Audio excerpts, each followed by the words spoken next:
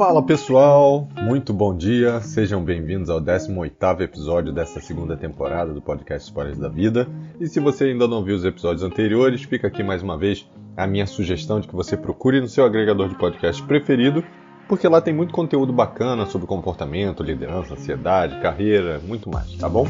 E estamos em maio de 2021 e há mais de um ano o mundo vem sofrendo mudanças por conta de uma pandemia do coronavírus.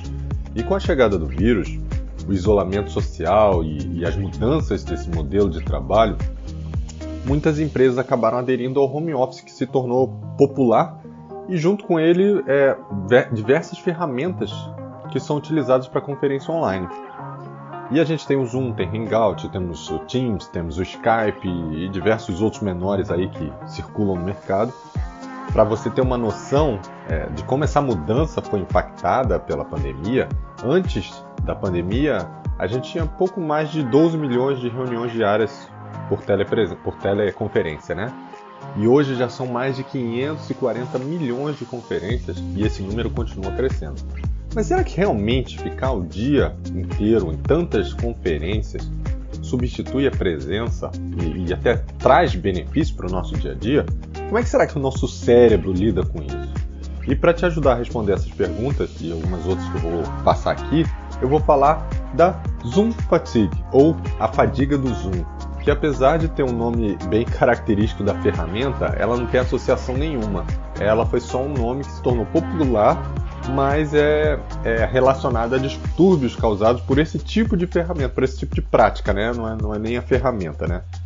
E o que é o Zoom Fatigue, né? Em 2020, com a pandemia, esse termo se tornou popular, acabou sendo utilizado, mas não tinha nenhum estudo, né, em cima disso. Era mais uma discussão em jornais e em artigos não acadêmicos.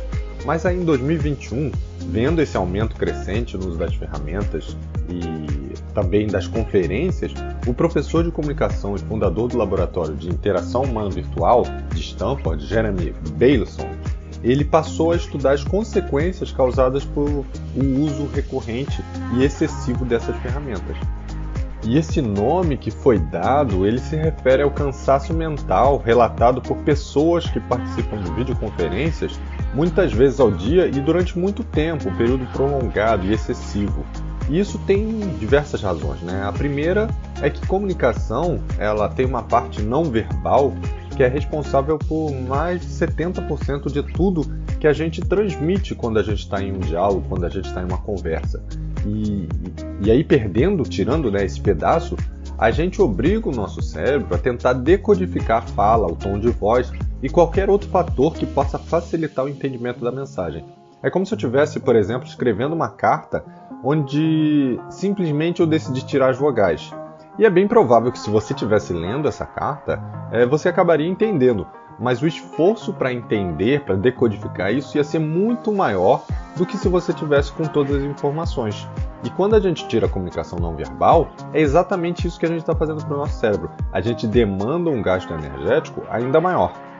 Uma outra causa é que somos bombardeados por estímulos a serem processados, como diversas imagens ao mesmo tempo, os sons do ambiente quando alguma pessoa deixa o microfone ligado, a nossa própria imagem que traz o senso de autocrítica exagerado. Vai me dizer que você nunca parou e ficou olhando para sua foto e fez crítica do seu cabelo, da sua roupa, ou até mesmo do fundo da sua imagem.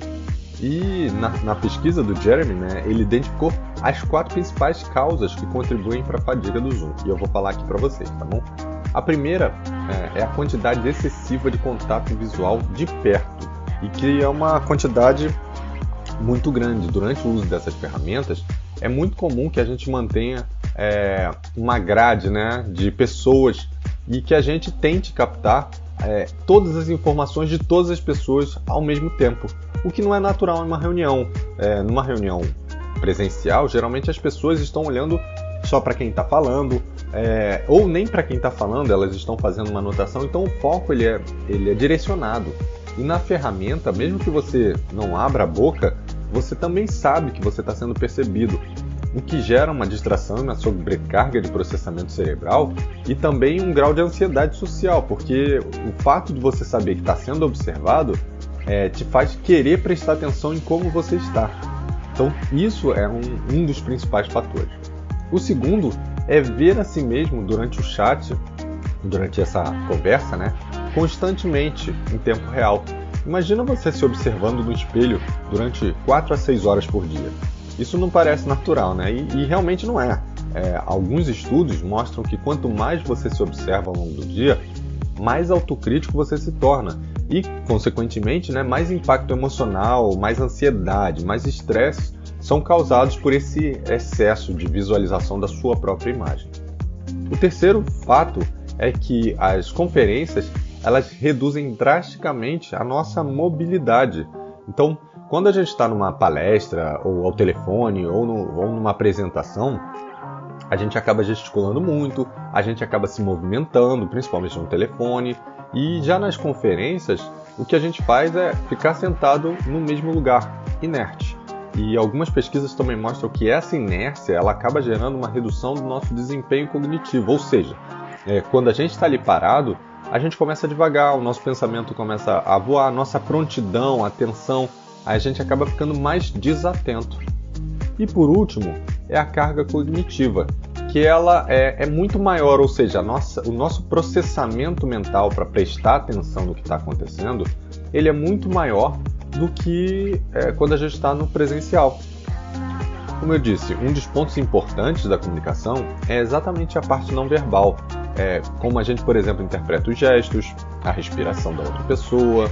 E no contexto da videoconferência, além de perder grande parte dessa comunicação, a gente está constantemente tentando ajustar a nossa comunicação e codificar a comunicação do outro. Ao invés de falar que sim, a gente balança a cabeça, a gente bota o polegar para cima, e as pessoas estão tentando achar um jeito de criar uma nova codificação. Ou, eu quero chamar a atenção, faz um gesto mais exagerado para chamar a atenção, como por exemplo balançar os braços. Isso muda o nosso esforço de entendimento e nos adiciona uma carga cognitiva de processamento dessa nova comunicação que o nosso cérebro ele não está habituado. Fora as comunicações falsas, né? Olhar para o lado, e aí numa grade parece que você está olhando para a pessoa do lado, mas na verdade é porque o seu filho acabou de entrar no escritório. E todas essas mudanças de comportamentos, de hábitos, de comunicação, fazem com que a gente gaste mais energia nesse processamento. Então, passar horas e horas gastando mais energia faz o quê?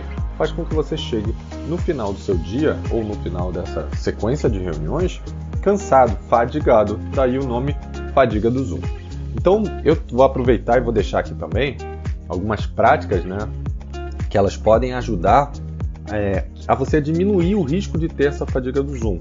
São práticas simples que na maioria das ferramentas você pode fazer, e algumas são até alguns hábitos que você pode adquirir e que vão te ajudar a melhorar essa situação, né, a evitar ficar com essa fadiga ao final de tantas reuniões.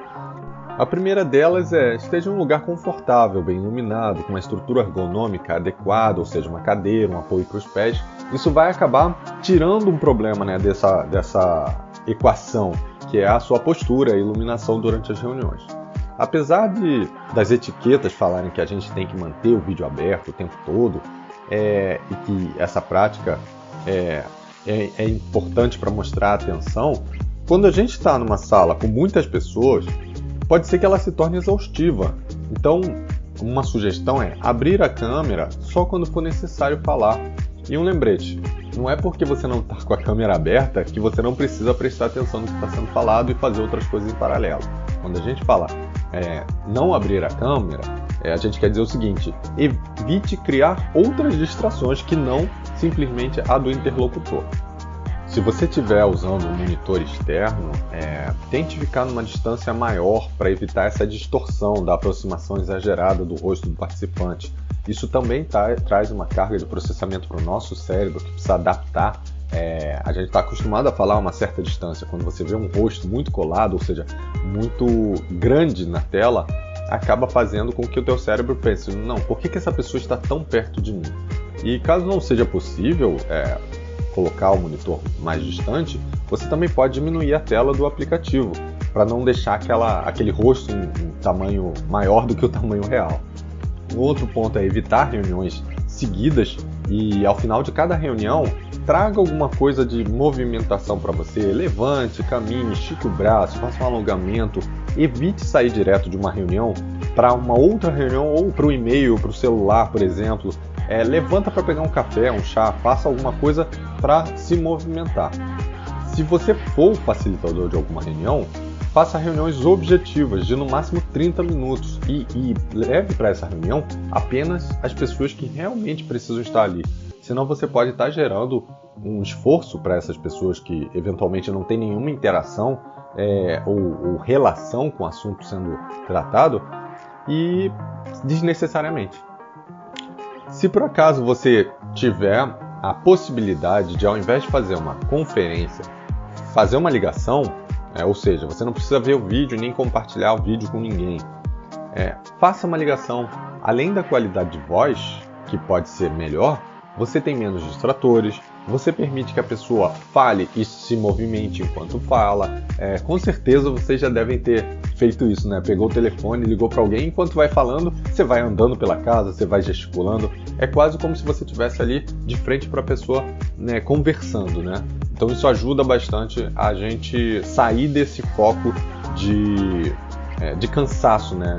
De reuniões seguidas e cansaço. E não transmita o seu vídeo para si mesmo. Hoje em dia, algumas ferramentas permitem que você oculte a própria visão. Se for esse o caso, isso vai evitar a sua autocrítica excessiva, isso vai evitar que você fique ali se visualizando durante muito tempo e gerando ansiedade, querendo sempre aparecer bem. Então, evita transmitir para si mesmo a sua imagem. E se você estiver usando a câmera de um notebook, mantém também uma certa distância ou coloque uma câmera externa que permita que o seu rosto não fique distorcido para quem está do outro lado, né? Principalmente para quem usa uma tela muito grande. Então esses são os pontos, né, que podem ser feitos, coisas simples, né, que você pode fazer para diminuir ou evitar essa fadiga do Zoom. Eu espero que vocês tenham gostado desse tema. É um tema que já vem sendo falado aí há um pouco mais de um ano. Não acho que ele vai acabar junto com a pandemia. Eu acho que a gente tem que mudar os nossos hábitos, a gente tem que se adaptar, entender por que nós temos toda essa carga psicológica quando a gente trata de reuniões seguidas ao longo do dia, para que a gente possa melhorar os nossos hábitos e para que a gente possa se adaptar também, porque alguns desses novos hábitos, eles não vão sair, eles vão ficar com a gente e já vão fazer parte do nosso conhecido novo normal, né? E se você quiser saber também como é que você está nessa escala de fadiga do Zoom, existe um teste bem rápido disponibilizado pelo Laboratório de Interação Humana Virtual de Stanford, onde foi realizada a pesquisa, que eu vou deixar aqui na descrição do episódio. Faz o seu teste, ele é muito rápido, 5 minutos você termina esse teste. Faz seu teste e me conta aí como é que você está, compartilha comigo como é que você está, tá bom? E a gente se vê semana que vem, segunda-feira sem falta. Um abraço e até lá. Tchau, tchau.